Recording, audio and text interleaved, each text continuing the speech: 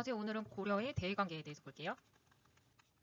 동아시아 그때 국제 정세를 보면은 10세기 통일왕조가 등장하는 시기예요. 고려와 송, 거란의 관계를 보면은 송과 거란이 대립적인 관계였어요. 거란은 송을 치고 싶어 했고요. 송은 그거를 막아내야 했고요. 거란은 송을 치기 위해서 그 뒤에 있는 고려와 친선 관계를 유지하길 바랬는데요. 고려는 송과 친했기 때문에 거란과 대립적인 관계를 보이게 됩니다. 또한 고려는 거란이 발해를 멸망시켰다고 해서 외교를 거절하게 되죠. 고려와 거란의 관계를 보면은 거란의 침입이 3번이 이루어져요. 1차 침입의 원인은 송을 공격하기 위해서 거란의 배후 세력을 제거를 시도하려는 의도로 거란이 침입하게 되는데요.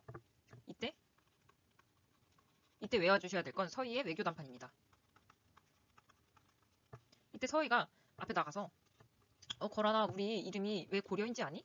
이건 고구려를 계승했기 때문이야. 그러니까 고구려의 옛 땅인 강동 6주를 줘.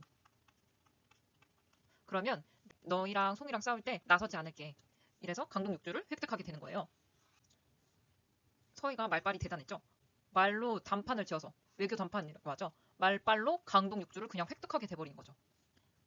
1차 침입은 이렇게 끝나고요. 2차 침입 때는 거란이 강동 6주를 다시 반환을 요구합니다. 그리고 강조의 정변을 구실로 침입하게 되는데요. 이때 목종이 왕이었는데 강조가 목종을 쫓아내고 현종을 즉위시킨 사건이에요. 이 구실로 거란이 2차적으로 침입을 하게 되는데 이때 개경이 함락해요. 개경이 함락하니까 현종이 나주로 몽진을 가게 되는 사건이 발생하죠. 이때 현종이 나주에서 엄청 쪽팔린 사건을 겪게 된다고 그랬잖아요. 그러고 나서 현종이 지방을 개혁하게 된다고 했고 이에 따라서 지방행정 제도가 5도 양계 경기로 나뉜다고 했습니다. 이 이후에 강화를 체결하고 양규가 물러가는 거란군을 격파하게 됩니다. 양규라고 해주세요. 양규가 2차 침입 때 규하고 격파합니다. 이렇게 외워주면 되고요. 자, 3차 침입 때는 왜 침입하냐? 고려가 항복을 약속한다고 했는데 항복을 하지 않은 거예요. 계속해서. 계속 송을 도와주고 있죠. 그리고 강동 6주도 안 돌려주고. 그러니까 거란이 다시 침입을 하고 이때 활약하게 되는 장군은 바로 강감찬입니다. 강감찬이 어디에서 활약하냐? 바로 강동 6주 쪽에 있는 귀주에서 활약을 하는데 이거를 바로 귀주 대첩이라고 합니다. 이 이후에 고려는 천리장성을 쌓게 돼요. 천리장성과 나성을 쌓게 됩니다. 천리장성은 압록강 하구에 쌓는데요. 바로 이 강동 6주 위에 쌓게 되죠. 이렇게 있으면 이쪽에 천리장성을 쌓고 나성은 개경에 쌓는 거예요. 그러니까 수도가 한번 함락이 됐었잖아요. 현종 즉위 때 개경에 한번 함락되었기 때문에 이 개경을 보호하기 위해서 나성을 쌓게 됩니다. 다음으로 여진과의 관계를 볼게요. 여진이 어떤 나라냐면 말갈 부족이 만든 나라예요. 말갈은 발해의 지배를 받았던 민족이잖아요. 그래서 말갈은 처음에 고려를 부모의 나라로 섬겼어요. 근데 통일 이후에 세력이 확장된 거죠. 이게 바로 12세기입니다.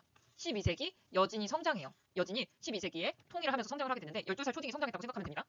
초반에는 윤관이 별무반을 조직해서 여진을 정벌해요. 여진을 정벌하고 동북 구성을 거기에 축조하게 되죠. 근데 1년 후에 이 여진 정벌한 다음에 동북 구성을 다시 여진한테 돌려줍니다. 왜냐면 이 동북 구성을 관리하는 게 너무너무 힘들었기 때문이에요. 윤관의 별무반을 좀 디테일하게 보면 별무반은 심기군, 신보군, 항마군으로 이루어져 있어요. 여진이 말갈족이잖아요. 그러니까 다 말을 타고 다닌단 말이에요. 그래서 기병이 필요했고요. 이거는 보병이고요. 항마군은 승려군입니다. 이 이후에 여진이 금을 건국하게 되는데요. 여진이라는 이름을 버리고 금나라라고 합니다. 이 금나라는 고려의 군신 관계를 요구하게 됩니다. 근데 이때 금나라로 건국한 다음에 여진이 파워가 어마어마하게 셌어요. 그래서 이때 고려의 이자겸이 금의 사대를 수용하게 됩니다. 이 짜증나는 이자겸이 금의 사대를 수용하게 되는 사건이 벌어져요. 그러니까 여기에 반발해서 바로 나오죠. 묘총이라는 친구가 금을 정벌하자. 그리고 황제라는 칭호를 쓰고 독자적인 연호를 사용하자. 그러면서 서경천도 운동을 벌이지 않습니까? 이렇게 되는 겁니다. 자, 그러면 고려의 대외 교류를 보면 고려는 개방적인 나라라고 할 수 있어요. 그래서 교류도 개방적 대외 교류라고 합니다. 주변 국가의 교류를 보면 송과 가장 활발하게 교류했어요. 그리고 거란, 여진과도 교류를 했고요. 그 외에 일본과 아라비아 상인이 있습니다. 송은 고려의 경제 문화적인 전파를 해줬고요. 경제적, 문화적으로. 고려는 송에 군사와 정치적으로 받쳐주는 역할을 했어요. 그리고 교류한 문물을 보면은 송은 고려로 비단과 약재를 수출했고 고려는 송으로 인삼과 금과 은을 보냈습니다. 비단과 약재를 보면은 이거는 주로 귀족들의 사치품이라고 할 수 있어요. 거란과 여진은 뭘로 교류했냐? 거란과 여진은 주로 말과 모피를 주었고요. 고려는 거란과 여진에 이쪽 세력들이 지금 말 타고 다니기 때문에 먹을 게 없거든요. 그래서 농기구와 식량을 보냅니다. 일본과는 주로 수은과 황을 교육했고요. 이 일본이 화산지대이기 때문에 유황이 많이 나요. 그래서 황 하면은 일본입니다. 아라비아 상행과는 향신료를 가져왔어요. 그리고 이때 고려라는 이름이 코리아로 알려지는 계기가 됩니다. 고려의 국제무역하는 병란도예요. 병란도는 이쪽에 있습니다. 이쪽을 통해서 송과 일본 아라비안 상해까지 왕래하는 국제무역항이 병란도였어요.